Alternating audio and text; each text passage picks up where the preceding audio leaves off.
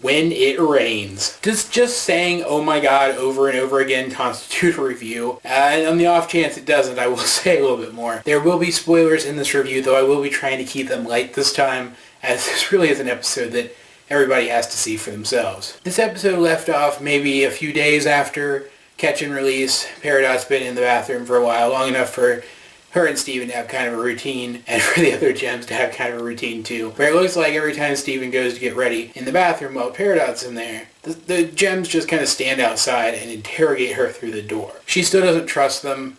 Again, I have a theory that she's just been kind of exposed to the homeworld propaganda about them and doesn't really know anything more than that, which would really explain why she doesn't trust them, why she isn't even willing to trust them. But she has come to a point where she trusts Steven, especially once she experiences her first thunderstorm on Earth. Doesn't know what it is. She thinks it's the cluster hatching, destroying everything, which we'll talk about that later.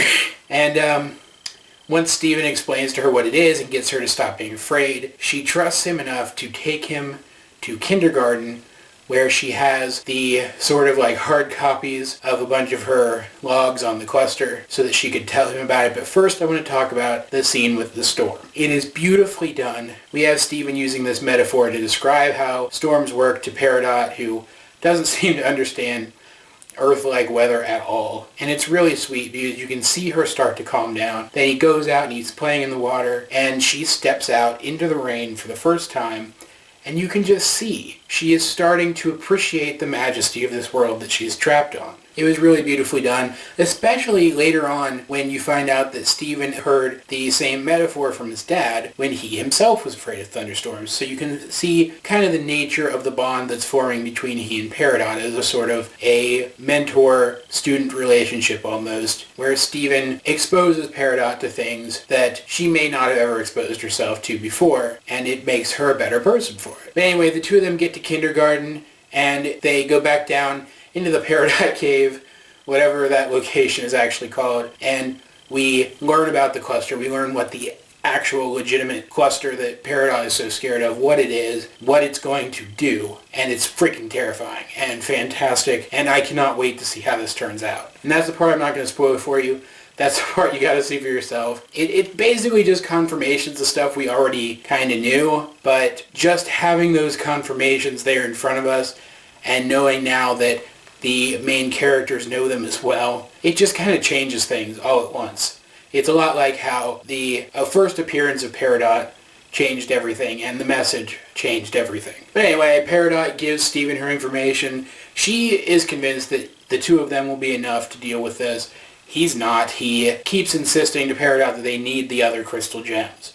They absolutely need them. She doesn't believe him until they're attacked by some of the other cluster experiments, and Steven is not able to fight them off on his own, which is a little inconsistent because we've seen Steven use his powers offensively before, and here he claims that he can't do that. But I think he was trying to make a point, because very soon after that the crystal gems do show up to save him, and they prove to Peridot that they are helpful, and eventually she decides to trust them with the same information that she gave Steven. And you know that Steven wouldn't have actually told them that information if Peridot hadn't wanted him to, so now they have it, they wouldn't have otherwise. And I think Steven was being smart here. I think he was waiting for Garnet, because he knew Garnet would see that he was in trouble with her future vision and come save him. I think he was trying to make a point, unless he really does still think that he's not useful in a fight, which I guess is possible, but it just doesn't seem like he would to me. Anyway, we're getting sort of a story arc with these last couple of episodes, and I feel like the next few episodes are all going to connect together like this too. I think that's why we got Nightmare Hospital and Sadie's song when we did. Those are usually the episodes that, I don't want to say filler because I don't think any episode of this show is really filler in the traditional sense, but the filler episodes before this, so they could string all of these connected episodes together. I really think that these couple of episodes are just the beginning of a series of developments that are going to have a huge impact on the show going forward. But guys, what did you think of the episode? If you have seen it, please, no super specific spoilers in the comments, because I do feel like this episode is heavy enough that we shouldn't spoil it for people who haven't seen it. But if you have seen it, what did you think of it? If you haven't seen it, are you excited to see it? Let's get a discussion going in the comments section down below. Until next time, this has been AJ22, and I will talk to you guys later.